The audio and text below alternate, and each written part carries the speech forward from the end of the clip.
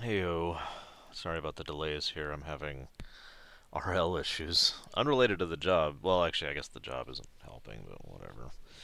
Anyways, it's been an interesting and rather stressful evening. I'm not even sure I'm going to be up for this, but I'm going to try and start recording, which I guess I already have done, and see how far I can go before I lose all manner of motivation. Now, Final Fantasy VIII. Okay. Final Fantasy VIII is a very strange case in my when you consider my opinion on the FFs and when you consider the way I think on the FFs. Uh, Simply put, when FF8 first came out, I rather solidly called it the worst of the series, and on top of that, called it an actual bad game. Did not actually call it a good game, if you know what I'm saying. As in it was worse than Dragon Age 2 or Mass Effect 3 or other similar examples of games where they might not be great, they not be amazing, but they are at the very least still good, aka still worth paying for, if at least on the cheap. But FF8 I had originally said was worse than that, and I've been asked many times why that is, because I've referenced this before.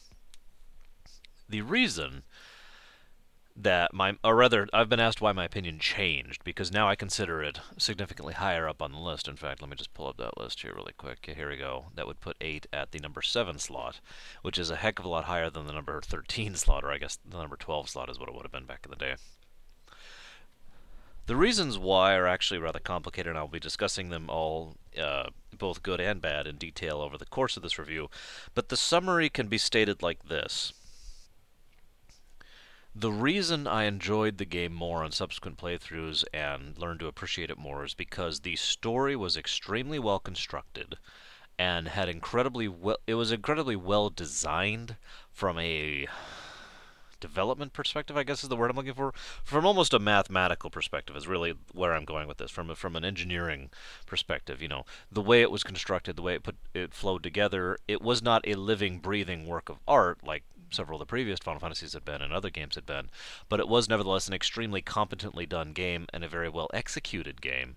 And while the characters in general, as I will discuss in depth later, never really did anything for me, any of them really, the plot was actually a lot better than I had given credence for. It is also worth noting that there is a single scene that by itself destroyed my opinion of the game, and to this day, that scene bugs the crap out of me every time I play it, and I just kind of mash A, and I'm like, yeah, come on. Just trying to get through the scene. So, there is that as well. But let's go ahead and talk about something else here. I've got my list, as usual. There's one thing I really wanted to talk about back in my FF6 review. I decided to move it here because I think it's more relevant to 8 than it is to 6. I'm going to get really boring here. This is part of the reason I'm doing this right at the beginning. So I apologize for anyone who is not into this sort of thing. I am also going to try and be extremely summarized, less verbose about what I'm talking about, because I could go on to this. To truly explain what I'm talking about would take considerable time. If I... Okay, let's start with something extremely basic. Now, granted, the color's a little off because of the lighting in here, but this is red, okay? So, when you perceive this, when your eyes and the nerves involved therein see this, let's say they send a code to your brain that consists of 111A, okay? Bear with me on this. And that 111A reaches your brain and you process it, and you process that as, oh, okay, this is red, and you can understand this. This is a particular type of red. There's other data included, of course, but the point I'm actually let's summarize here. Red. This one signal is the one we're focusing on right now. The fact that this is a red cap. Now, when I see this here, my eyes take this in, and my ocular nerve sends forth the signal 6783. Okay, and 6783 goes to my brain, and I process this as red. You with me so far? You understand where I'm going with this? Again, I could really go into the in depth about the details about this, but I'd really rather not, because that would take some time, as you could probably understand just from this extremely brief summarizing. The point here is that differentiation in nerval context is one of the things that is the most strongest leading probable cause of differing opinions and not opinions. I'm sorry, differing preferences and differing tastes. If you follow what I'm saying, some people enjoy this type of food because the signals that are sent that they specifically receive and that their brain processes are of a variety that are construed as being good, right? And a different person who is receiving the exact same food is nevertheless doing, or at least relatively exact same food, is doing so in such a differing fashion, both in the context of the message, because the nerval signals are different, and because his brain is different, or his or her brain is different. It processes differently. So when these two things come into combination here, what we have is a system in place that makes it so that you know, you could put 10 people in a line and feed them all something that is at least relatively uniform, and they will all have differing opinions on it. This is now when you take that's something like food, which is a relatively simple thing, chemically and electrically speaking. When we take something as complex as a story, or indeed taking that a step further in a video game, which is an interactive story, obviously this one, as I was saying earlier, the one code that says this is red is actually compounded by about, I don't know, I'd say 112 or so additional codes as telling you everything, all the other bits of information involving light and texture and probable, diagnoses of exactly what you're looking at that are going through your brain, right? This is just light. This is something you're looking at. Now think of how many things that go through when you eat something, and then increase that by a factor of like 300, actually probably significantly more than that. But I don't, like I said, I'm trying not to go into the math. Increase that by a significant factor, and that's all the data that is being sent in its own different way, because we all perceive everything differently. And this is, of course, eyes and ears, and of course, the differences in the brain for a story, for a video game, okay? Now, where am I going with all this? It has become clear to me over the years of simple experience and observation that and logical deduction that one of the key points that defines the game for us is that one game is the game that truly has to hit both sides of the perspective, if I might divulge for a moment here. On the right side here, or whatever, the side that is being considered first, we have everything I just said, right? All of those electrical signals, all of those chemical receptors, all of the adaptation within the brain, certain games, or indeed, actually, it's more accurate to say a certain game, if that, because in most cases, I imagine most people have not encountered such a game, but the people who have a no really favorite game, that is their favorite game and it just absolutely resounds with them, is because, at least halfway, because, and again, this is a theory, because of the fact that this process, all that information being dumped into the brain, happens to be just the right pattern, if you know what I'm saying here. It happens to be just the right signal type, and it happens to be just the right perception type and interpretation to determine that this whole process as an aggregate of this thousands upon millions of bits of data that are coming through here is good. All of it. If you see what I'm saying here, it's an incredibly complicated thing, and ultimately there's a reason why we only see like a game, if that is like that, because the likelihood is very low, all things considered, for that to happen. And that's what Final Fantasy VI was for me, right? Now, I mention this in regards to FF8 because I have heard several people who are reasonable, intelligent individuals who are not fanboys, who have played other FFs, who have enjoyed other FFs, who say Final Fantasy VIII, a game that by and large is considered to be towards the bottom of the list of the Final Fantasy series, is their favorite.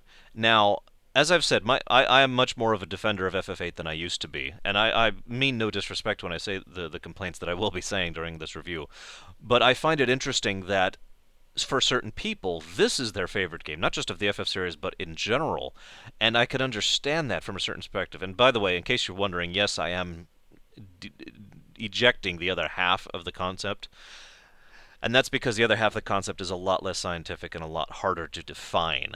I could go over it very briefly, if you will. I've always thought of things as being in terms of mind and heart, right? Thought and emotion, logic and feeling, however you want to think of that, right? So obviously, knowing a great deal I do about the brain, about biology and chemistry and physics in general, and all this. This, of course, the theory I just put forth, which is just a theory, I'll admit, makes perfect sense to me. But you also have to consider the fact, this other side of the feeling, the heart, the how it makes you feel, how it actually resounds with you, with your soul, if you wish to use such a term, however that goes. I'm not going to talk about that at length because honestly, there's not much to be talked about there. I just kind of did.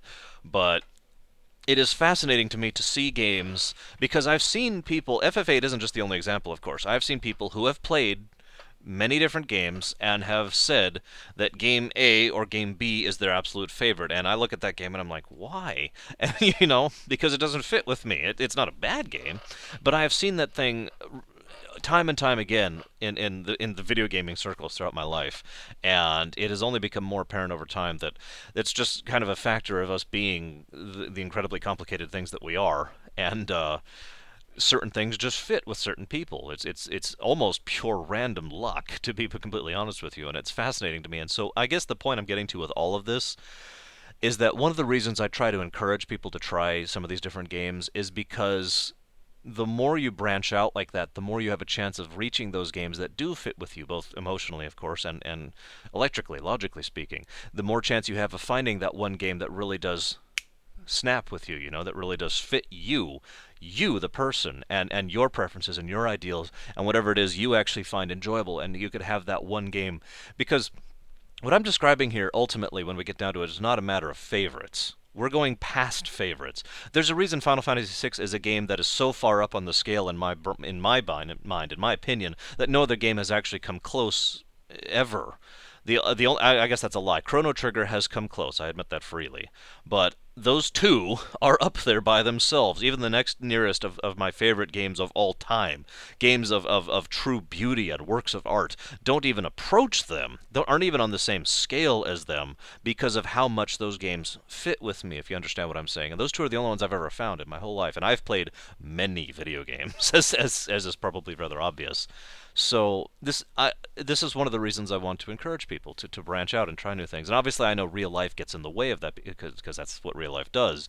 Money and time are both the huge abominations that sit in the path of trying to enjoy life as usual. But for whatever capacity you do hold, I do encourage such things. And I do wish to enthuse in such a manner. And it's one of the reasons I try to be so positive when I do my reviews. It's one of the reasons I don't review games I dislike or don't like because, A, this is about enthusiasm. Enthusiasm. This is about enthusing. This is about sharing the passion and the joy that video gaming can bring us as individuals. It not necessarily bringing to everyone, because everyone's different, but for everyone who watches this video and actually gets some semblance of that enjoyment or shares in me with this enjoyment, I consider that a triumph right there. And on top of that, of course, we have the fact that, you could I guess I guess I just keep going back to that same sentence. Video games are awesome, right? Video games are awesome. Are we agreed? Yeah. Okay. Let's discuss it. Let's talk about why. Let's really analyze why, so we can enjoy it more and so we can share it more. I'm sorry, I'm getting a little gushy here, but I just wanted to talk about that, especially with regards to this one. I will not be. Oh, I'm sorry, that's the other reason I don't try to bash games or really put the games down, is because there's probably someone out there somewhere who finds a game that I don't like to be their one game. For whatever reason, in their differing perspective, it is the one that matches them. That this is going to sound corny, fills their heart. And who am I to try and dissuade from that, try and to disregard that, to dishonor that, you know? So let's go back to video games here. We're getting a little serious. Let's talk about how video games are awesome, shall we? Let's talk about. I guess I already talked about that first, didn't I? Like I said, I'll discuss my improved perspective on FF8 throughout the course of this, but I think I want to leave that for a second. Let's talk about game mechanics first, because in total honesty, my discussion about game mechanics for FF8 is going to be a little bit on the negative side. And at the same time, I have to give them a lot. And see, as I discussed back in my FF7 review, 8 8 was the game that was officially the new guard. Very few of the old people, as far as the big names or the major movers and pushers of the stories and of the design of the game, were still present. And the new guard wanted to try something new. They wanted to really experiment, and I don't blame them for that at all, actually. In fact, one of the reasons I like Nintendo over these years, believe it or not, is because they'll try new stuff, and when they fail, they'll be like, oh, well, we failed, let's keep going, rather than letting it bog them down. And It is worth noting, even though I defend Nintendo to this day, Nintendo has failed many times in their history, and yet they have also produced, through those experimentations, a lot of good work. So, again, I encourage companies to reach out and experiment. I just, it doesn't mean I have to like every single step of the process, but you get where I'm going here. I owe no ill will to Square. I believe they were still SquareSoft at this time for Final Fantasy VIII, even though I think several of their experiments failed, and several of the problems that started becoming more prevalent in later games really kind of got their headway in FF8. However, ultimately, like I said, I hold no ill will against. There's no malice here. There is just a discussion about the game and why I think it did work and it didn't work. And of course, I do encourage, as usual, people to discuss this issue and the fragments of the game itself with with myself or with other people on the comments board, however you want to do it. Because again, games are awesome, but that's not enough. Let's discuss. So, now that I've blathered on and actually haven't gotten to the game yet, well, I'm 15 minutes into this, my goodness. Let's talk about the way they did this. I'm going to talk about this thing right up front because not only did this bother me a lot, but this was my strongest memory of FF8 for a long time. And, is also probably the third biggest contributor to why I didn't like FF8 back in the day. This is going to take a little bit of qualification, so forgive me if I get a little verbose here. Chutes and ladders tried to kill me harder than this game did. Final Fantasy VIII is the single most pathetically easy game I've ever played in my life, and I mean that without exaggeration. It is a game that I don't have to try at all to do anything in. It is a game that I could literally breeze through, and if you removed the combat, I would barely notice any difference between it. You understand what I'm saying here? Now, obviously, I do think that is a net negative. The catch here is the reason it's so easy is they were trying several things at once and they didn't blend very well together. Um, First of all, as most people are probably aware, FF8 scales with the players. The enemies and the bosses all have scaling stats to the enemy player's level. That was an interesting idea, admittedly. But what we had is a unique problem. See, I've discussed the customization thing in every FF since 1, basically.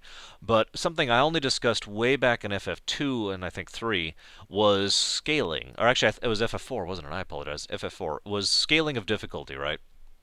It is an immensely difficult job, and I want to stress this. It is a very difficult job, and props to anyone who manages to pull this off, to make a game that is sufficiently challenging without being too easy, without being too hard. Hitting that sweet spot is very difficult, especially in a game that has any strong level of customization and player control over the characters, right?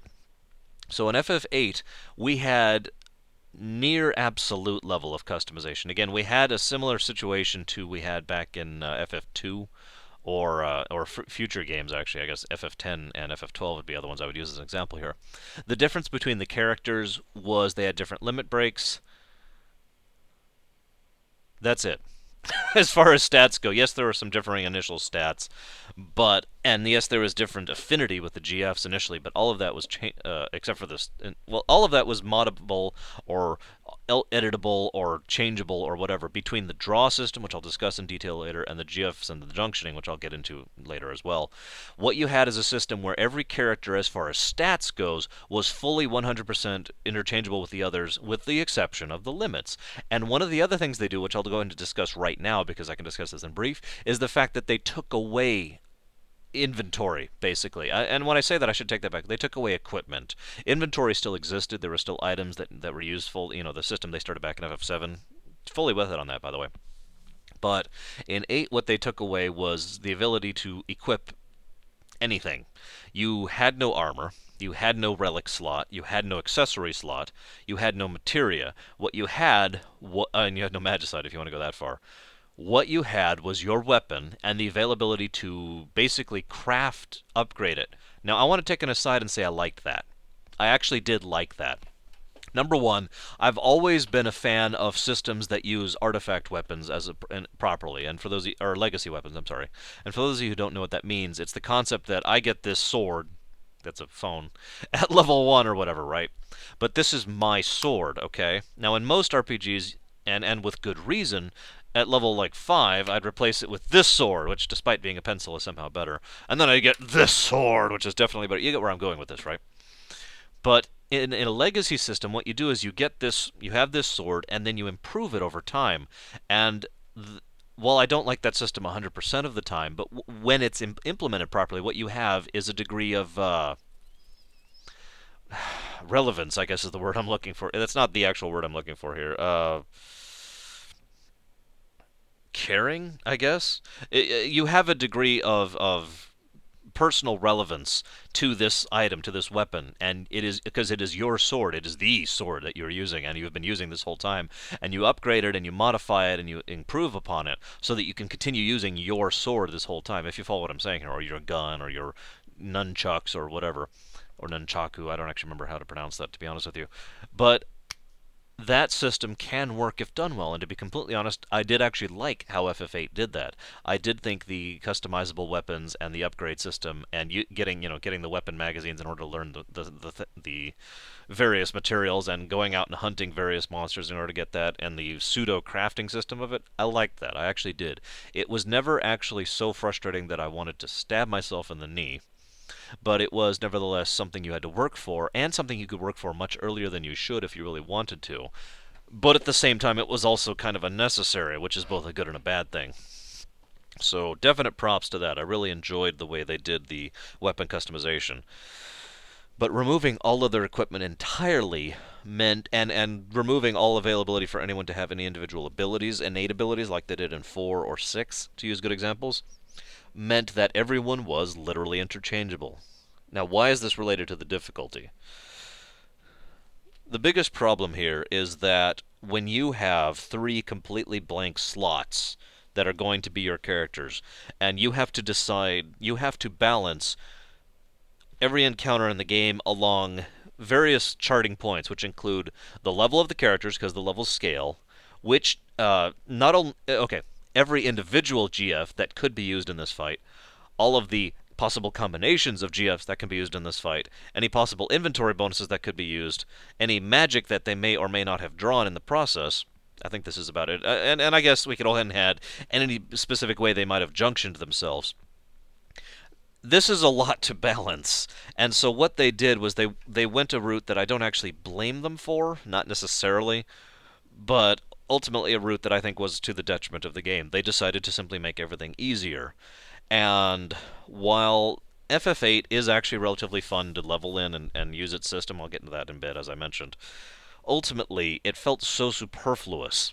One of my playthroughs I got through and got to Ultimecia at the end at level 14. This is not a joke. I got to Ultimecia and defeated the last boss of a game at level 14. And I was intentionally going out of my way to not level, basically, if that wasn't obvious. I got Diablo right at the start, went right when you have the first option to get him. Immediately junctioned him, started learning Ink Nun, and then kept Ink Nun on for the entire rest of the game. And I was fine. I never found anything. The only challenging fight in that entire playthrough was Diablo, because I was fighting him much earlier than I should, but even that was not actually that hard, if you follow what I'm saying here. And that kind of gets my point across. Going too easy, like I said, is just as bad as going too hard for different reasons, because what we have is a system where it feels like that there's no reason to try, and technically there isn't. You're only doing so for its own sake. I will go ahead and say, like I just said, that I did enjoy leveling for its own sake, on it essentially and as its own game, without any desire to become stronger in the game, but rather simply to enjoy the process of leveling, which has its own enjoyment in the right circumstances. But within regards of the game, completely pointless. Now let's go ahead and keep talking about this in here. The Guardian forces. Well, let's touch on one other thing really quickly here. As I mentioned, an idol, or rather, as a major point here, the fact is that every character in the game, especially given the ability to swap, meant that we had an extreme of the bring the player, not the class philosophy. I've talked about this before, back in FF7. This is both a good and a bad thing. Whether or not it is good or bad is going to depend completely on the individual and their personal preferences. For example, let's look at some good points. I can bring any 3 characters I want that are available at this point in the story without any regard to who they are as far as stats or abilities or anything they can do whatsoever. I could bring Renoa, Selphie, and Zell if I really felt like it, because I happen to like those characters or whatever. I don't, but I'm just trying to name characters here. Because if assuming I like those 3 characters, I could bring them and play pretty much the entire game, with exceptions, of course, regarding story, with those 3 characters, because The way they did it was effectively. This is going to be a really strange analogy. Imagine if this cup. Imagine there's no water in here at the bottom. Imagine if this cup was. I had three of them, and these three cups are my characters, or rather, actually, I'm doing this wrong. I apologize. Let's imagine I have 3 cups worth of water or liquid. We got water here, we've got like juice, and we got limeades or something from Sonic. So I then have however many cups. I forget how many characters are in that game. 8, maybe? I don't know. We have however many cups. Now, these cups are completely empty and basically uniform. This one's, maybe red, like it is. Maybe one of them's blue, one of them's purple. That's about the extent of the differences between these cups. So anytime I want any one of these 3 cups here in my party or whatever, I know this is a strange analogy, I can just pour the liquid into any of the 3 of them, and anytime I want to swap, I can just do it again. Again, a good and a bad thing, because for the good part, I can bring whomever I want without regard. The bad side is the fact that it makes it to the point where it feels, again, it feels superfluous. It feels like there's no point in bringing anybody except for their dialogue, which can be both a good and a bad thing. I'm ultimately going to call this actually a net positive, even though I have talked against it and why I prefer against it. But that's because I do prefer other systems. I do prefer having Michael's monitor off here, so I don't have this glare in my face. I do prefer other systems. I do prefer having the FF6 system, for example, where if I bring Terra, it is going to be a different experience than if I bring Locke, based on the equipment or actually Locke's a bad example, Shadow, because they can equip different equipment. They could have they have different abilities, morph as opposed to throw, and they have actually, that's about it, really. But that's enough. That's enough. They're just different enough that it actually changes the experience a little bit, and I prefer that. And so I guess what I'm saying is I'm just discussing this. I'm not actually putting a net positive or a net negative here, ultimately. I've changed my mind. This is just a neutral commentary. Whether or not I prefer it personally kind of depends completely on my mood at the time, to be completely honest with you. But what generally happens is I usually have a group of 3 who have all the GFs and all their junctions set up with those 3, and I just swap whenever party members swap throughout the story, and I'm pretty sure most people do that.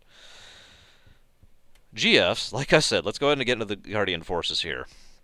The Guardian Forces, as has been true since Final Fantasy IV, have always been were an integral part of the story. I shouldn't even say integral, because they're actually a somewhat minor part of the story. They only have a major impact on the plot twice, and once is something that has to be inferred, which I'll go ahead and discuss really quick because it doesn't take long. The fact that for the one and only time in the entire game, drawing, something you've been doing this whole game, is done on you, and it draws out a Guardian Force out of you, out of Squall, actually. And that's where Griever comes from. So, okay, that was relevant. And then, of course, the scene, which I'm not going to talk about right now. But in both of those cases, Guardian Forces were relevant and were plot relevant and had some relevance to the story. They didn't have a huge impact on the story, or the setting for that matter. They simply had an impact. So I think that's okay still. I would have preferred they were more relevant, like they were in, say, 4 is a great example, or 6. But it's worth noting that summons in 7 were completely irrelevant, so, tit for tat, as they say. But the real important part here is Guardian Forces effectively are the leveling system of FF8 when it really comes down to it. Everything you're doing as far as leveling your characters in 8 really comes down to how you're managing your Guardian Forces, what you're learning on them, how you're junctioning them, who you're junctioning them to, and what you're using their junctions as far as the magic goes on your actual party members, which of course leads me directly into junctioning, which was actually a brilliant idea, probably my favorite, my second favorite actually, aspect of FF8. I actually really liked the junctioning system. The ability to put flare onto my HP, or the ability to put, ice onto some, I forget what it's called, damage as well, or whatever it was, elemental adding, so my attacks do ice damage. There was a great deal of combination and possibilities there that were actually really cool, and I really like that system. I really enjoy. I don't actually have a lot to say here. I apologize, but I do think it was an interesting idea, because it was that same flavor of the combinations thing that FF7 had going with the materia. You could combine this with this and this with this, and you'd have something else. It's not actually the same thing as combinations, so I'm going to take that back, because the combinations thing was a little different, but it was still reaching for that type of thing. It didn't actually get there, but there was a lot of different things you could do with the system, and I liked that there was a great deal of customization here. I must unfortunately follow that fact with the detriment to that system, which is drawing, which was painfully boring and I thought was a terrible idea, or at least terribly implemented. I should say that drawing. See, the really screwy thing is drawing is very much a part of the lore. We actually see characters draw in cutscenes in non-combat in several instances in order to cast magic, because that's how magic works in this world, except for the sorceresses, of course, who have super magic or whatever it is. They never actually explain that very well. But we, yes, I know there's a time thing. Well, I'll get into that later. We're not in the plot section yet.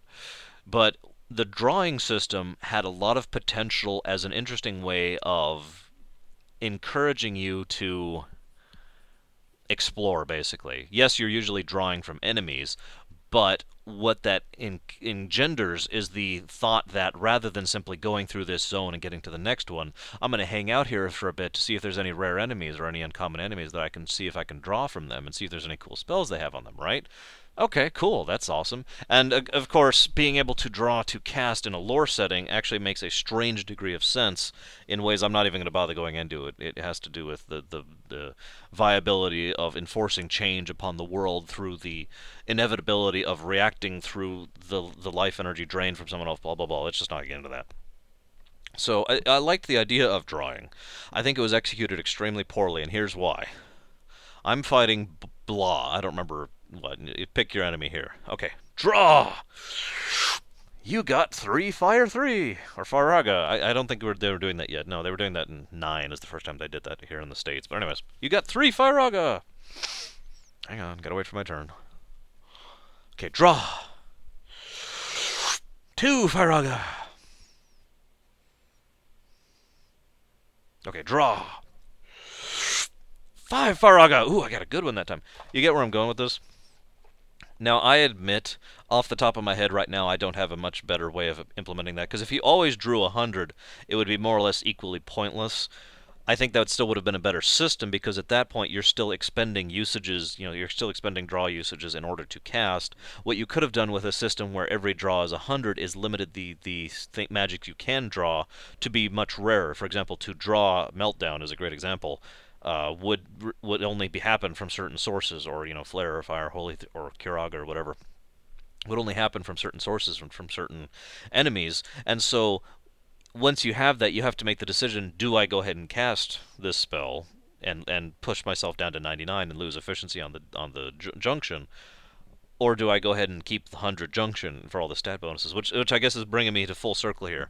The problem is a twofold thing, and one or the other had to change. You needed 100 of whatever the stat was in order to actually make junctioning it really worthwhile, and drawing was incredibly slow and boring in almost every case. Even the overworld draw spots, where you get Ultima from, really slow and boring. And that was a problem, because FF8 already had a bit of problems with the combat.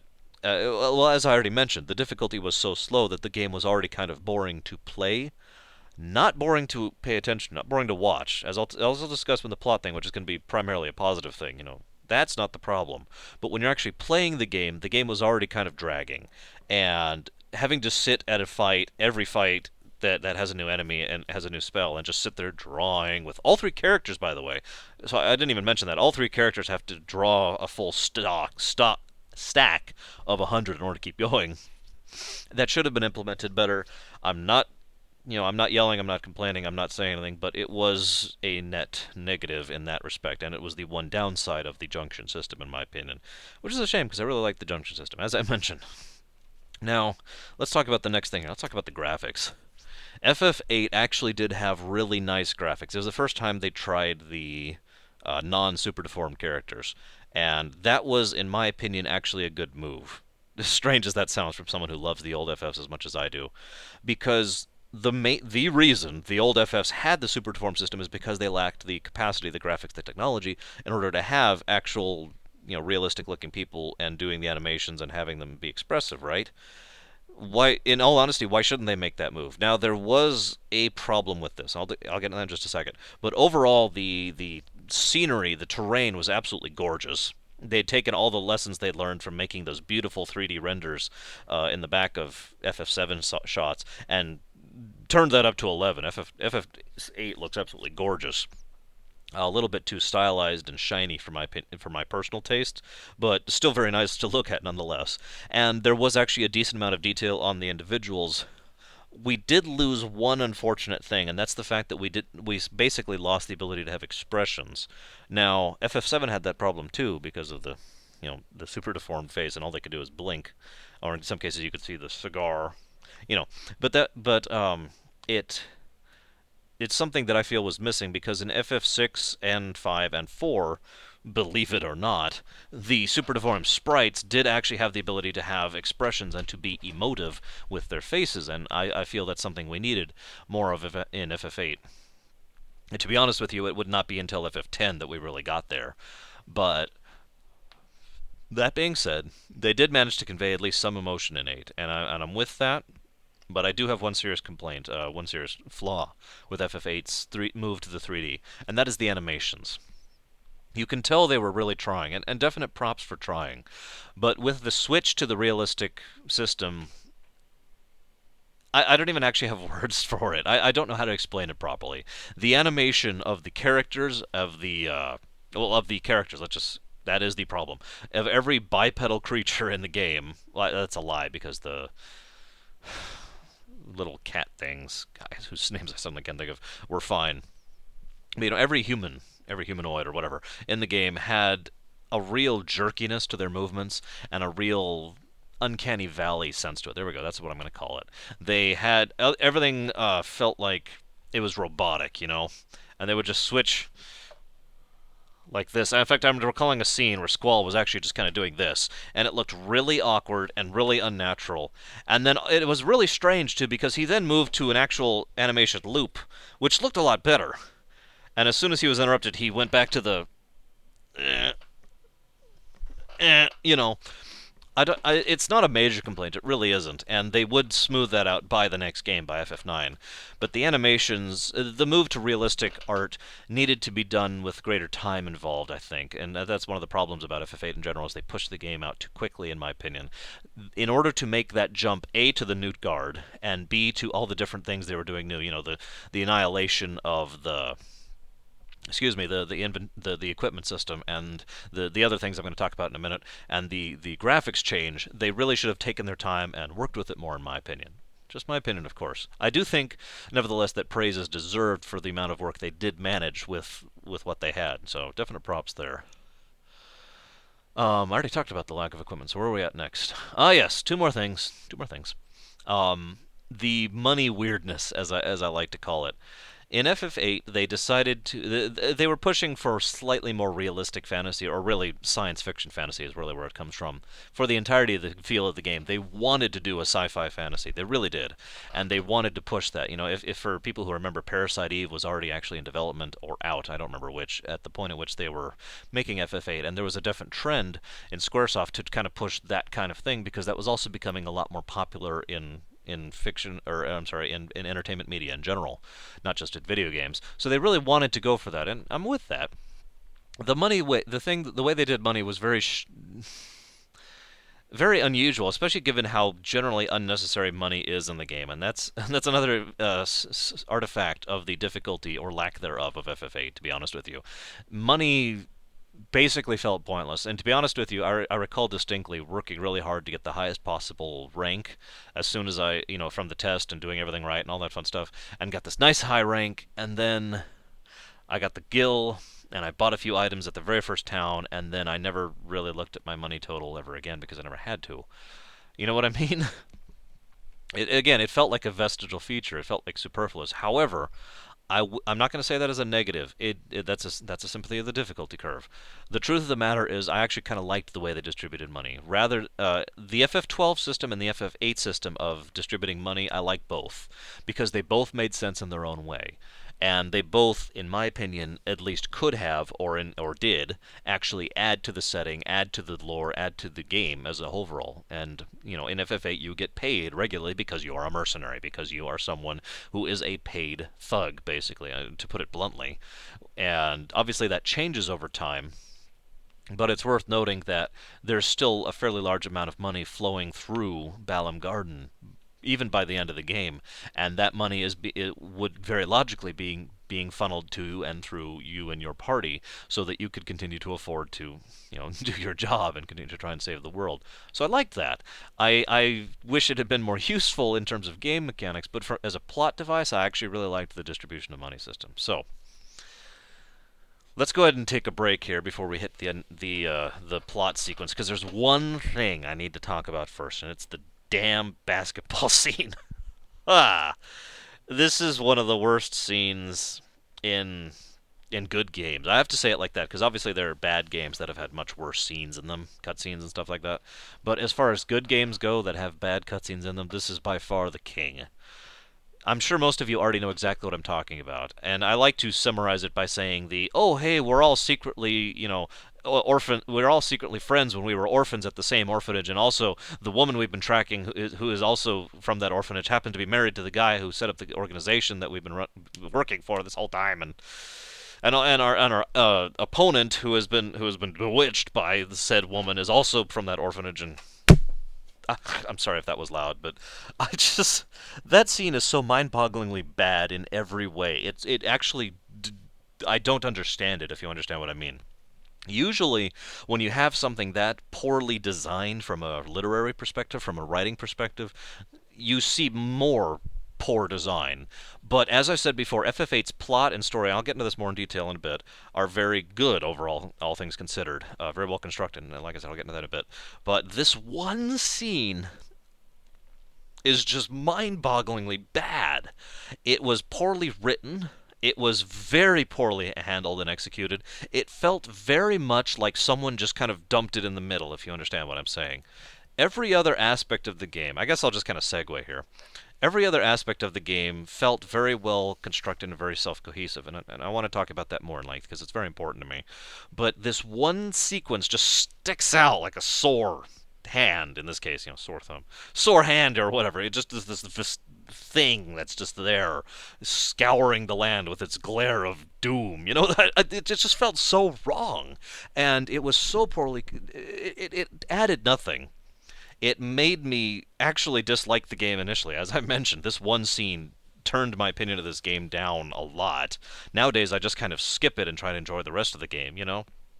I don't understand. I don't understand at all where they were coming with it. I've actually tried to understand. And like I said, my biggest theory is that they had, and this does happen in writing circles, and I could say this myself as well, they had A had to meet B had to meet C for the sake of the story, right? And so they already had A and they already had C, and then they went and made this whole massive, incredible, awesome story around A and C, and it's awesome, and then suddenly realized they're not connecting. And they suddenly realized they needed to get that B point in there, and they were either late on time or late on budget or late on interest. Maybe their creative juices had just kind of run dry because it happens, and so they were like, fine, Deus Ex Machina, Kong, And you may argue that that is not Deus Ex Machina, and you're sort of you are correct. I could make an argument and a case for it being that, but that's not the point. The point is it was a bad literary device. You could use whatever term you want here. It was poorly handled, poorly executed, poorly done, and so face-palmingly bad that every time I watch it, I'm just like, oh, why?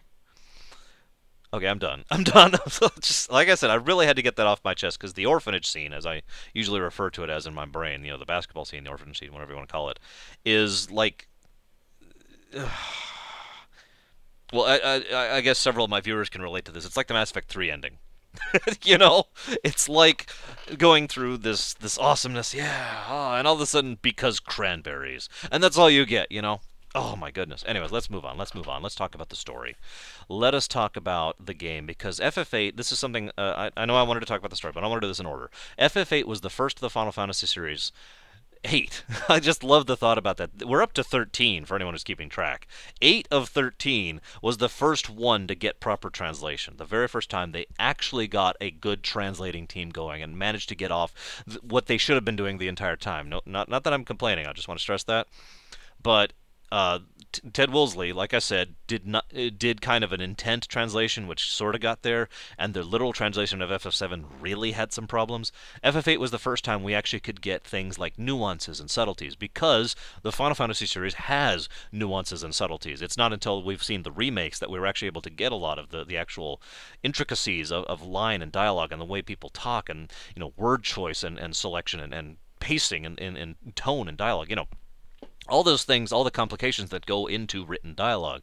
So that was a huge plus for FF8 that we finally managed to get actual subtlety and intricacy within the dialogue and the lines and actually really know what's going on and not have any, what? Moments like we did in every game previously. So that was a huge plus in FF8's favor and a trend that would only get even better. FF9 is actually probably my favorite of the translateds, and I'll get into the whys of that when I get to that game. But nevertheless, 8, did an absolutely good job. And of course, that also, as I was talking about subtleties, FF8 is a surprisingly subtle game. All things considered, it really is. The plot of FF8 is fairly well done, fairly well constructed, in my opinion, very well presented. A very good plot, overall considered. But what I mean by subtleties is, I guess this is like 3 points combined in one, so forgive me. But FF8 is a very subtle, well-written, well-constructed, well-paced, well-structured, self-consistent. Did I already say that one? I apologize, it is kind of late. Self-consistent story. And all of these things combined make an amazing set piece, to be honest with you.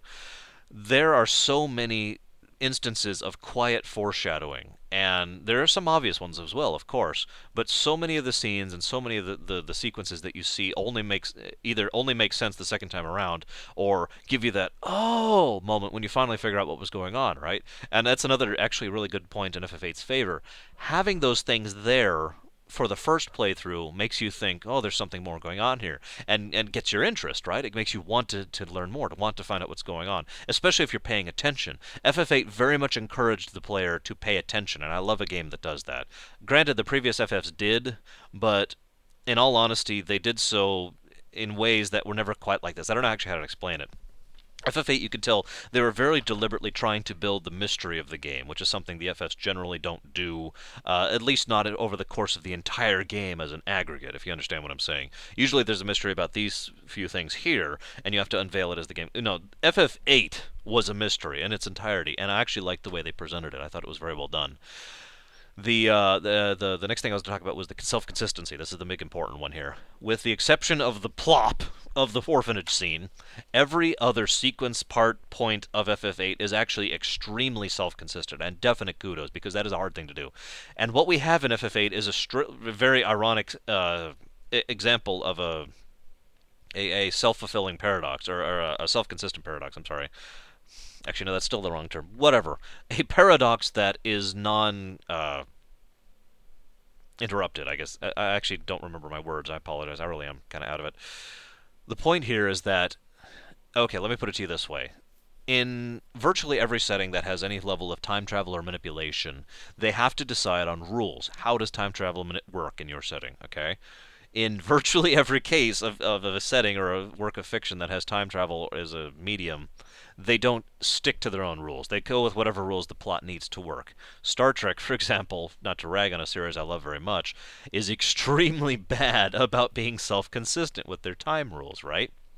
In FF8, they managed to somehow maintain near perfect consistency. And the only reason I say near perfect is, as I've been thinking about this review for since yesterday and today, I have not been able to think of an example where it was not consistent. And the way they did it was actually brilliant, and the way it should have been done for a game this complicated. Time is absolutely linear, if you follow what I'm saying. It's the fated thing, as it's sometimes referred to as. In other words, every instance of time travel throughout the game, and there were several, happened every time, if you understand what I mean. Nothing was ever changed. Nothing was ever altered. This was always the same timeline. It never branched. It never changed. Nothing was ever edited at any point in time along this history. It was always the same concrete thing. Time travel simply happened to play a part in this one line. You understand what I'm saying here? And I thought that was a really excellent decision on the part of the developers, and worked extremely well for the construction of the plot and the story. Because what we have is one cohesive story that makes perfect sense upon completion and looking back on it for a second or third playthrough, or simply thinking on it. So that worked brilliantly, and makes it make so much more sense and have so much more potency as far as the story goes. So definite props there. As I said, the story is also extremely well constructed. Now, I'm going to discuss this in brief. I do apologize because I'm going to go off in a bit here. I had a bit of a rant in the car, mentally, as I was thinking about how to As I was thinking about how to present this point here,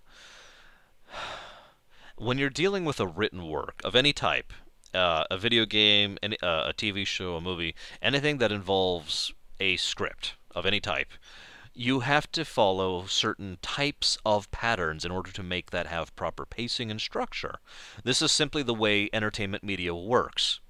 Now, what I'm saying here is that while there may be certain different ways to adhere to those patterns, you must not have too much of any one thing, you must not have too little of it, and it must be spread out properly. All these three aspects are the most important things to consider when consider writing, okay? This involves tone, this involves pace, and this involves intensity, okay?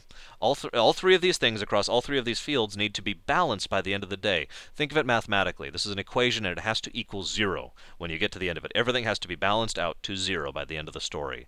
And FF8 does that basically to a .0001 variable, and the .0001 is that damn orphanage scene. Everything else is perfectly balanced. Every other scene has perfect tone, perfect pitch. I'm sorry, not perfect pitch, perfect pace. This is not music. Perfect tone, perfect pace, and perfect intensity with regard to the scenes previous to it, before, after it, and regarding the story as a whole. It actually is extremely well done. And FF8 actually kind of does this thing, whereas, a lot of this, I should say, most of the FFs do something that can be described as like two waves like this, usually, or sometimes it starts up and then it kind of crawls down, and then you have a hope spot, and then it plummets, and then it goes up again, Most of them do that. FF8 does this.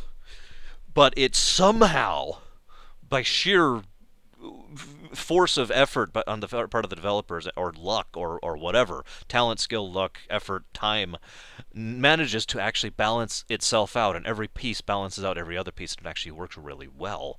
So that is a huge benefit and a huge bonus to the game as far as story, as far as structure goes, because I don't even know how to explain it any better than that. I think that's about as far as I'm going to go there. But I definitely have to give the game extreme kudos for that, for pulling that off, because that is not an easy thing to do. Let's see. Now let's talk about one thing, two more things, and then we'll talk about the ending, and then we'll talk about my usual checklist. FF8 was the first FF that the themes thing that I mentioned way back in FF2 really started to become more of a law than it was a suggestion. And it was also when they started to simplify the themes a little. For example, the theme of FF9 is life. The theme of FF10 is hard to explain, actually, but really the opposition of tradition. That's the word I was thinking of, and the opposition of stagnancy. These kind of things. In FF12, it was the I'm trying to think of how to properly describe this. The pursuit of accomplishing for oneself rather than accepting from another. Blah, blah, blah. I'm going to go and stop here. But my point is, all of these themes ultimately, and I say this almost regretfully, are much more simplified and much more less interesting, to be completely honest about it, than the themes that they showed in FF4, 5, 6, and 7. Those games, mostly 4, 5, and 6 to be completely honest, but 7 also had the thing where you had in-depth, complicated themes that moved in and out of one another and were constantly felt throughout the entirety of the piece, rather than having a gimmick, if you understand what I'm saying, the difference here, rather than having a banner waving around saying, or a slogan, there we go, that's the word, rather than having a slogan around saying, our game is about this, it was a complicated matter that couldn't be put on a banner, and it was woven throughout the narrative, right? That being said, FF8's theme is one of the most commonly known and recognized, the theme of love, and I'm going to talk about that in brief here, but it is worth noting that there is actually two other themes to FF8, which is, I think, one of the reasons that the plot is elevated in my mind in so many ways. The theme of love, which I'll discuss first, is somewhat poorly handled, but that's only because so much of the emphasis seems to be on two individuals who, while they do have a love story between them, and it is, and I will freely admit, it is an accurately depict love story between two teenagers. Squall and Renoa's romantic interactions one with another were kind of painful to watch, to be honest with you. I will freely admit that much of the reason for that is because they were going for the intentional, youth thing, the inexperience and the uncertainty and the teenage love thing. So they succeeded. Congrats. I just didn't really care for it much. However, to be completely fair to the game, there are two other examples of love in the theme that are, one of which is important, incredibly important, arguably more important to the story than Squall and Renoa's. The other one is at least there. I'll talk about the littler one first. That is Sid and Adia. Now, and yes, I do believe it is pronounced Adia. I do apologize if anyone has heard it otherwise or whatnot, but I don't remember where I heard that because I used to say Edia, to be honest with you. But anyways, Adia and Sid both had a significant enough caring and feeling for one another to reach an understanding between the two of them that is difficult for most people to comprehend. The bond that those two had was very powerful and was responsible for a lot of the whole formation of Seed and the creation of the gardens, all that fun stuff.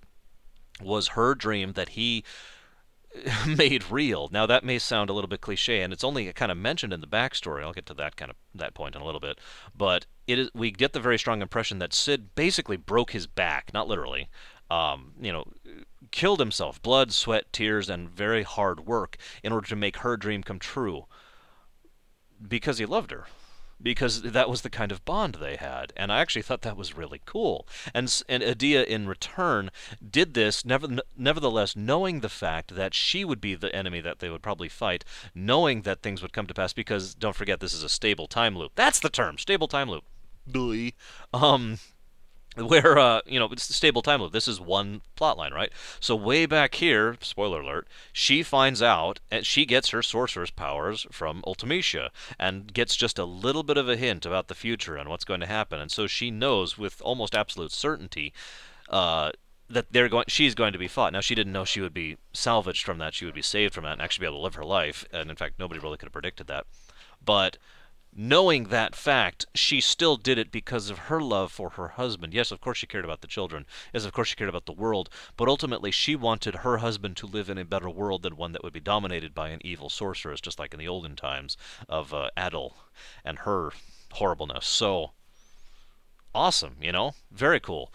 The other love story is, of course, the one that about half the people I've talked to didn't even notice, and the other half said, well, yeah, it was practically the main plot. That is between Laguna and Rain, or indeed Laguna's story at a whole. Let me take a moment and just say that Laguna is the only character, the only playable character in the whole game that I really liked. I'll go into characters a bit in a bit, but Laguna was awesome. The end. Now, Laguna and Rain really did have a very interesting, very realistic, very romantic relation between the two. It's almost a shame we got to see so little of it.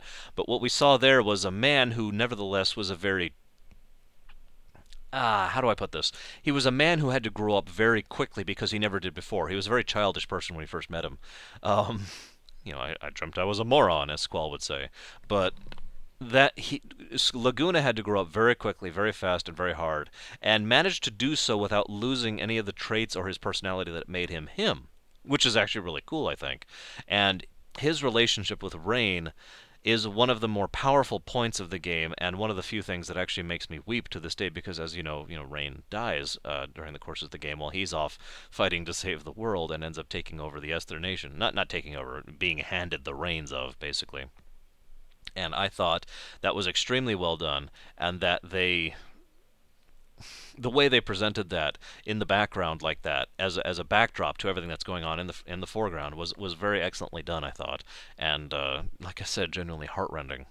Um, I wish I had more to say here, but unfortunately I don't. I will, however, point out that Laguna himself and his backstory is one of those wonderfully subtle elements to the game, because so much of what Laguna's story actually is, and what actually happened to, with, from, and through him, they never actually state outright. They state a lot of the specifics. They state, like, this point, this stuff happened, and then at this point this stuff happened, at this point this stuff happened, and we get a little bit of exposition.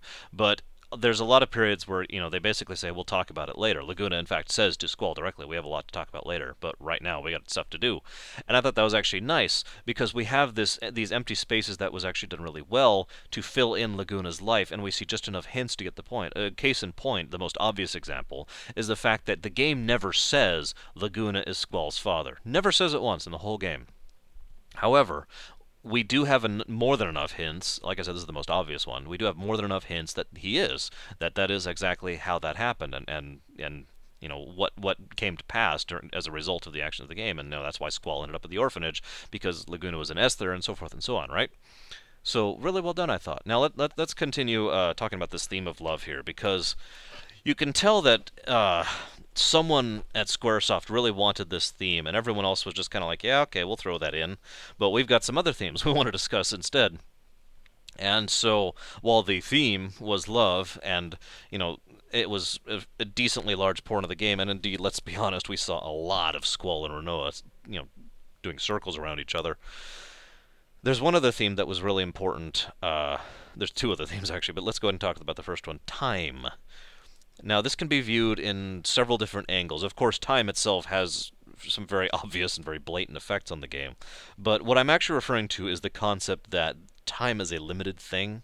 Again, keep in mind, in a story which has time travel, there's a coherent storyline. I have to keep emphasizing this because this is really important to everything in the whole game as far as the plot goes. There is one cohesive timeline. So the concept here is that you can't change anything. You can't do anything to alter history because it's already been and always will be. And there is no paradoxes. There's no Back to the Futuring and creating different timelines. There's no Star Trekking and reversing how things go. No, no. This is it. And so there's this feeling of almost inevitability about it and despair about it. And that's one of the reasons, and I'll talk about this in more detail later, that I feel Ultimecia went down the path she did. And there was so much despair in her character and so much regret and so much sorrow. Admittedly, we don't get more of that until we get to things like Dissidia and Ultimania, but nevertheless, we do get hints of that within the game itself through Adia and her lines throughout the game, which hint a lot about Ultimecia's personality and character.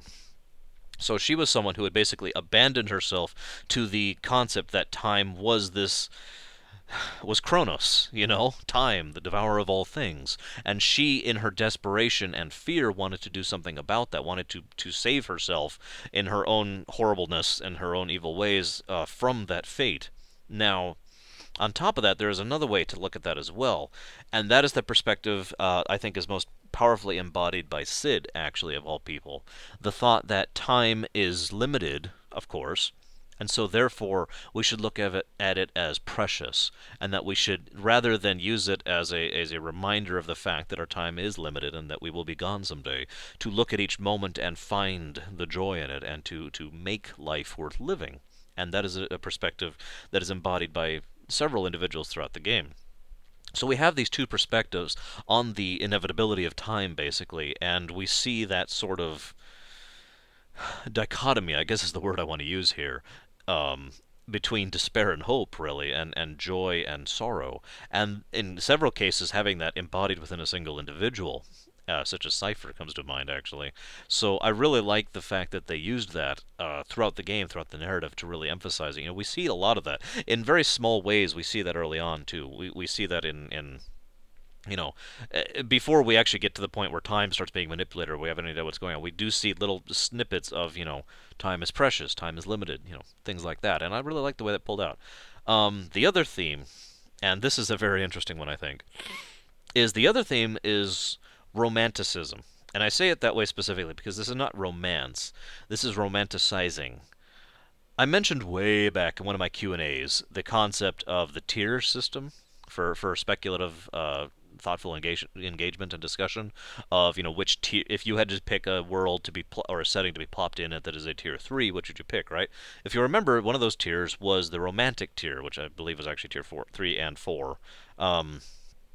Because 3 was romantic and 4 was romantic with choice. But the point is, if you were dropped, this is my favorite example remains Pirates of the Caribbean. If you were dropped in the Pirates of the Caribbean setting from the movies, as a tier 1 or as a tier 2 with no romanticizing, it would be dirty and filthy, and there would be disease, and you'd be hungry, and you'd be tired, and you would have skin problems, and your bones would ache, and you'd die at an early age, and it would be terrible, right? It is not until that setting is romanticized that it becomes enjoyable. And this is true for a very, very vast amount of entertainment across all media now in the modern age. And it actually has been for many years, let's be honest with ourselves. And I am fully in favor of that. It's also worth noting. Things that we draw inspiration from to create fictional works in order to entertain ourselves more or less have to be romanticized to be enjoyed. Because if we're looking at, I say more or less because this isn't a 100% thing, obviously, but for the vast majority, we need to romanticize, piracy, for example, or managing a football team. Let's bring this way down to earth here. Living everyday life. That would be The Sims for anyone who's paying attention. Building a city. Sim City. I know I'm going in a weird direction. How about going out and fighting the innumerable horde that is trying to stop you and destroy the world? Ultimately, if you really think about that as a tier 1 or as a tier 2, that kind of setting, that kind of life would be terrible. But when you romanticize it, what more needs to be said, right?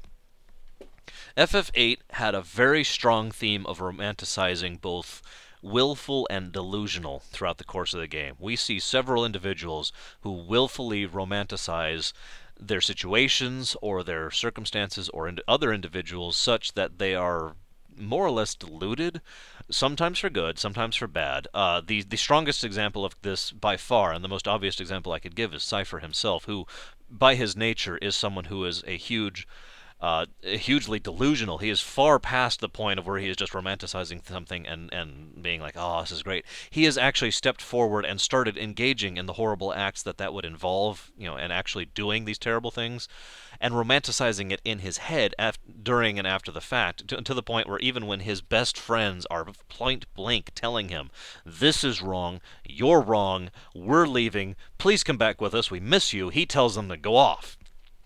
Cypher is the most extreme example of that, but every character in the game, to some extent or another, is guilty of that romanticization, both for good and for ill. And I thought, I'm not going to go into any of the depths of the themes, because again, it's every character to some extent or another, but it's really an interesting theme to present in a game. A fantasy game, when you really think about it, because it makes us think about the consequences and the resultants and the effects of doing such a thing. Again, Cypher, of course, being an extreme example, but at the same point, there is the possibility of both good and ill from being from looking at something and only taking the good from it. Because that's what romanticizing really is, in a nutshell. Looking at something and looking at only the good parts. It is also worth noting that this theme ties in very nicely with the theme of love, because it has been argued by many people that what love is seeing only the good parts of the person you truly care about. Rather, you see the bad, I guess I should say. It's not that you don't see them, you're not delusional. You see the bad, you see the irritants, you see the problems, you see the difficulties, you see their flaws, but you don't care, basically, because you are romanticizing them in your mind. And again, this can be both a good or a bad thing. And I have seen it in real life be a very good thing, and I have seen it in real life be a very bad thing. And so I just think that's an interesting theme, and I would argue that is actually the primary theme of the game, in my personal opinion, even though it ties in with the other two themes, well, rather the other theme, very nicely. Now, what's the next thing I was going to talk about? Oh, right. I guess we're actually down to the part where we're going to talk about the characters, aren't we? So, let's talk about the characters. Now, I'm not going to do my whole going down the list thing like I did with several of the previous games, most notably 6 and 7. Not going to do that.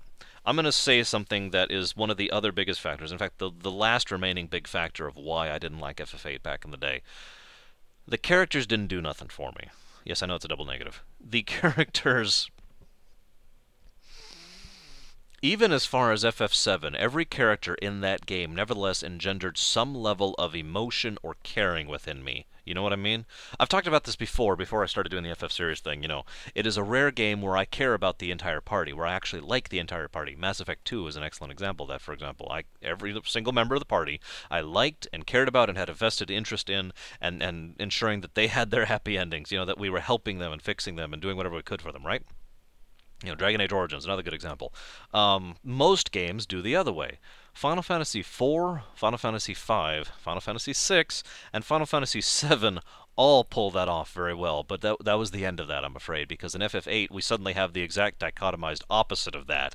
Dichotomized is bad. The exact polar opposite of that, where all of a sudden we have Squall, who is a decent guy, to be completely honest with you, but he's a very specific type of decent. There's a type of good that is basically a jerk along with it.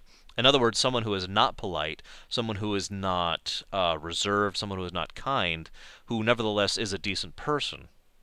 Now, I've known people like that in real life, and they rub me very wrongly, to be completely honest with you. So I look at Squall, and while I see someone who's a decent guy, it is not until I see him in Dissidia that I actually like him at all, and I mean that sincerely. In FF8 proper, Squall was just irritating to me, to be honest with you. He was a child, and he acted like a child, and I get that they were doing that on purpose. Again, that's what he was. He never had a chance to grow up. He never had a chance to develop. He turned himself into a soldier because of his belief system, basically. And it isn't until the end of the game that he finally manages to grow out of that shell. Now, I will note, as a positive thing, that Squall does grow as a character throughout FF8. It is unfortunate that only two of the player characters actually grow throughout FF8, and that is very regretful to me. Only Squall and Laguna actually have character growth and character development throughout FF8. Everyone else has little dips and pieces, and that really don't count in any way, shape, or form.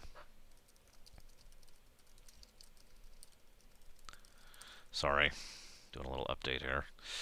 Um, so Squall is actually probably one of the more positive experiences of the party, ironically enough, and I do like the fact that he grew in basically the only way he could. I'm going to take a moment and mention something else I forgot to earlier in the plot. FF8 of the FFs is one of the rare ones where it occurs over a very short period of time, relatively speaking.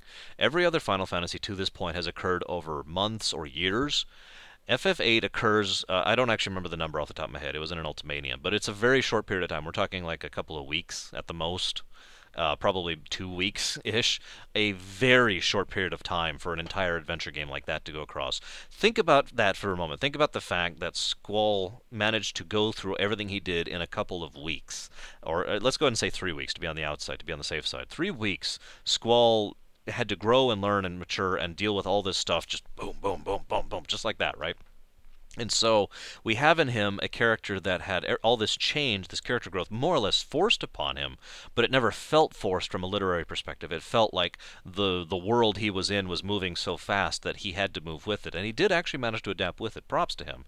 My biggest enjoyment, I guess, about Squall is actually the fact that he managed to turn into a real leader by the end of the game. He managed to turn into an actually decent, commander. And anybody who knows anything about military or how that sort of thing should work is there is a difference between a world of difference between a soldier, even a good soldier, and a commander, especially a good commander. And so definite props on that one. Now, like I said, I'm not going to talk about the other characters in detail. Zell was there, and he was kind of quirky, and Selphie was there, and she was kind of quirky. I don't have much to say about them. I don't have much. I have less to say about Irvine. Irvine was amusing, I'll give you that, and Selphie was a good source of humor for a decent period of the game. Cypher doesn't count. Screw him. And so forth and so on. And Quistis, that's the other one I'm missing. Quistis was there, I guess. She was alright. She had her own problems, of course. Very realistic problems, very realistic flawed. But unfortunately, I just don't have much to say about them because none of them engendered anything within me. None of them engendered within me a caring. Not a single one of them. I did enjoy the way that they functioned within the story, but for once it felt the reverse of how it usually does for me. Usually the story exists to uh, uh, outline, uplift, augment, and enhance the characters and their growth and their personalities and their story, basically. The character's story, I should say. In FF8, it felt like the reverse. It felt like the characters were there to augment the story, and I'm not complaining about that. Having looked at it, this is probably the single biggest point that really makes it so that I like FF8 now, whereas I didn't. Looking at it with this new perspective of the fact that the characters exist to service the story rather than vice versa, I can see why they did it that way, and actually they did it very well, to be completely honest with you. The characters, as flat and relatively uninteresting as they were from an emotional perspective, from a depth perspective, did actually function to augment the story and augment the setting really well. So okay, sure, that works. There's only one last character I actually want to talk about at all, and that is Laguna. Laguna's awesome. You know why I like Laguna? Laguna is an extremely rare example of a completely honest, completely normal individual who is a very good guy. I have not seen a person who is as sufficiently good, as much of a good character as Laguna is, since Cecil, basically. Actually, I guess that's a lie because we've also got Edgar in FF6, but you get the point. That type of true, genuinely altruistic individual, that kind of guy who is just out there to help people. Um, is such a really enjoyable thing when they pull it off right. And attaching that level of altruism and kindness and goodness to a character who is so normal, who is so bumbling, who is so awkward, who is so relatively I shouldn't say unintelligent. He was very in D&D terms, he had a very high. Actually, that's not a good way to put it. He wasn't dumb. He was actually pretty smart at putting things together. He had very good dynamic intellect, but he had almost no knowledgeable intellect, no book knowledge or book smarts, as most people like to put that, you know. And so he was a very down to earth, kind of a normal guy who was just kind of he was awkward around women for God's sakes, you know. And he had troubles expressing his feelings, and he had no idea how to talk to people, and he didn't even know how to say thank you to his friends half the time, and just that kind of a character really endeared me to him. He really was, and you could read into this how much as you want. That's fine. Actually a fairly extroverted person myself, if that's not obvious from my reviews. But he very much just I enjoyed him. I enjoyed his scenes. I enjoyed his lines. I enjoyed the nuances of the character. Even the scene where he goes up to Julia in Deling City and is completely an awkward ponce around her, I actually really liked because it was so indicative. Let me just run through this. How many of you have been in a circumstance where you're really nervous and you're really awkward and you have no idea how to act, and so you just kind of lock up and do really stupid stuff, right?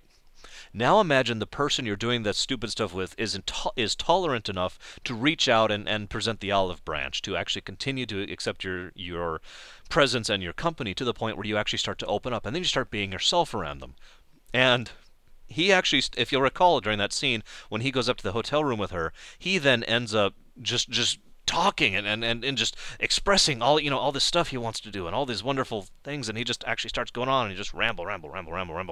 Now he wasn't doing that because he was nervous, though. He was doing that because that's who Laguna was. That was actually him relaxing enough to be himself around her there.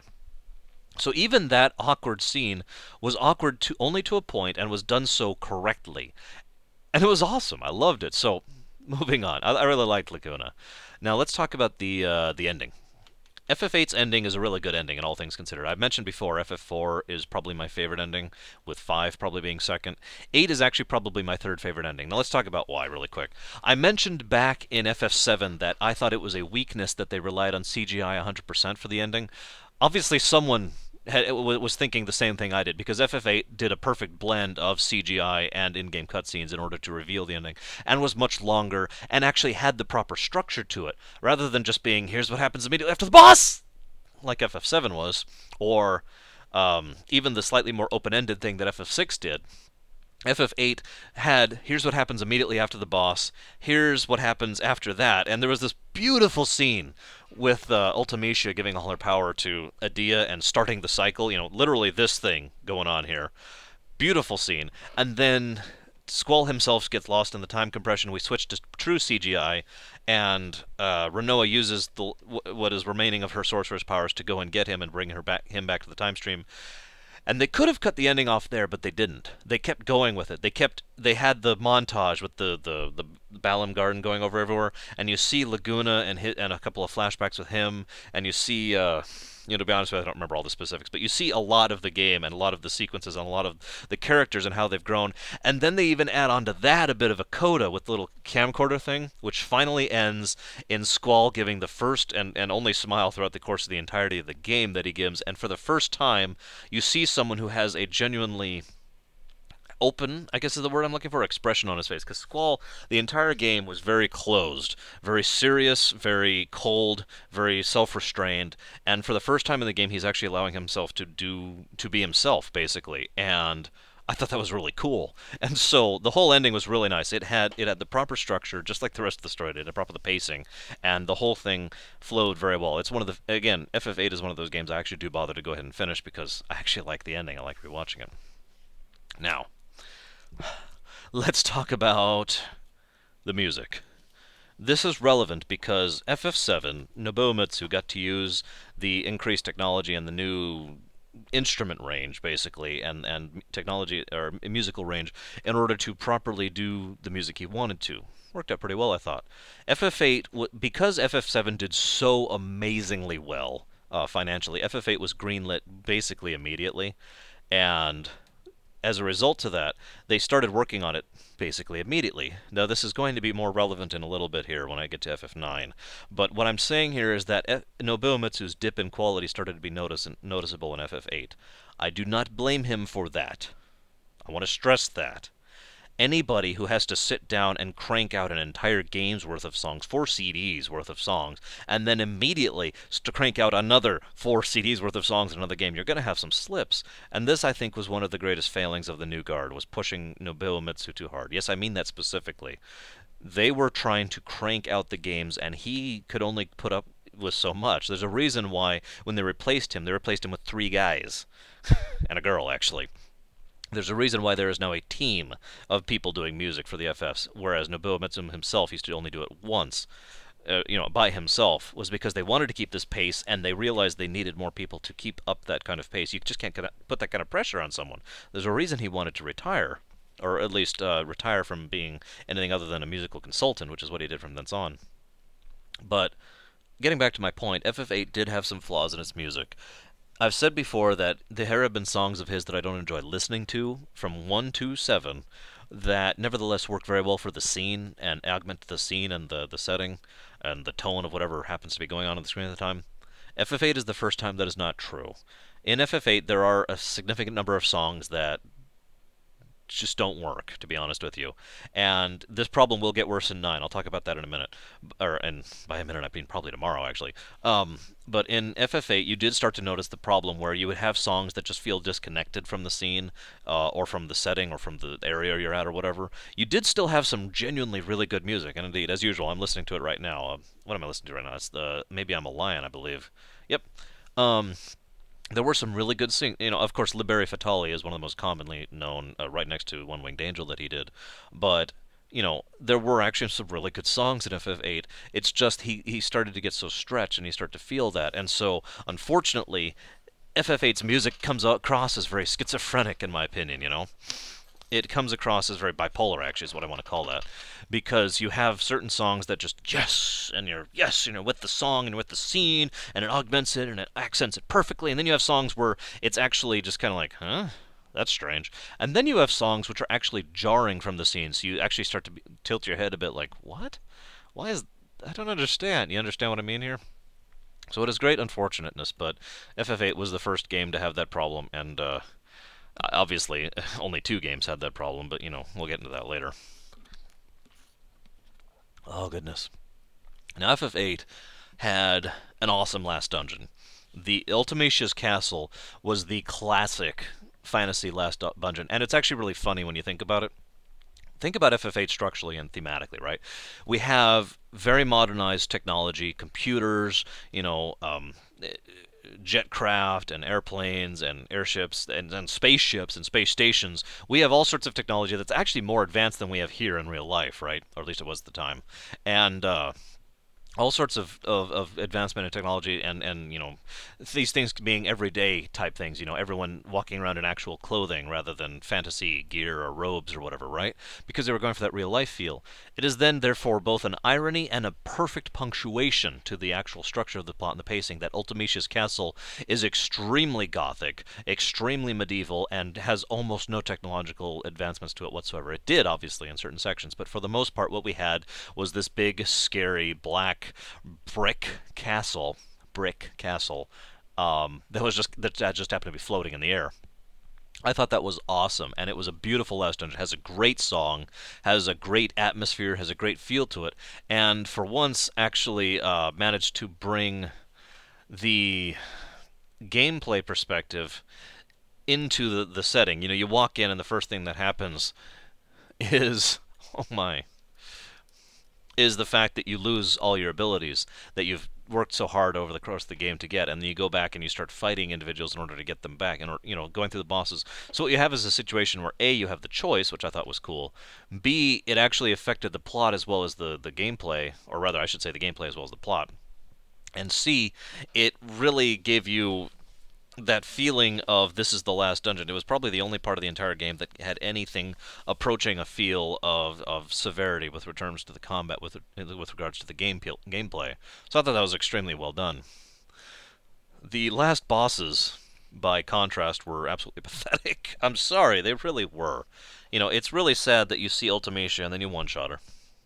I'm not talking about using Lionheart, because I haven't done that yet. You see Ultimacia, you one-shot her, and she's like, okay, I will use my bad accent to, and then she I forget which form was next. I think that was the summon or the junction. I can't remember which. But then she does the next one next. It becomes the spider creature, and then she becomes true Ultimacia or whatever the heck that thing was, and has this awesome space-defying thing. And then you destroy her because in one shot. This time I'm going ahead and using the Lionheart, and then you win. The last boss fight. This is probably the pinnacle of the pathetic last boss fights. Except no, it isn't. That's the really sad part. I can't say that because there's two that are actually easier and worse than this one. So it is most unfortunate that these last bites can basically be burned through inside of about 3 minutes. The only reason it takes that long is because of animations and the cutscenes involved therewith.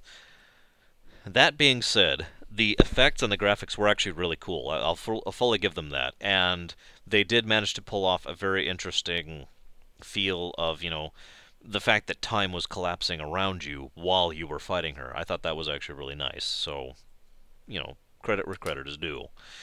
Now, let's talk about Ultimacia, shall we? Ultimacia is a fascinating villain, especially given how little characterization she receives throughout the game. Almost everything we know about her is through Adia, when she was Adia, if you follow what I'm saying here.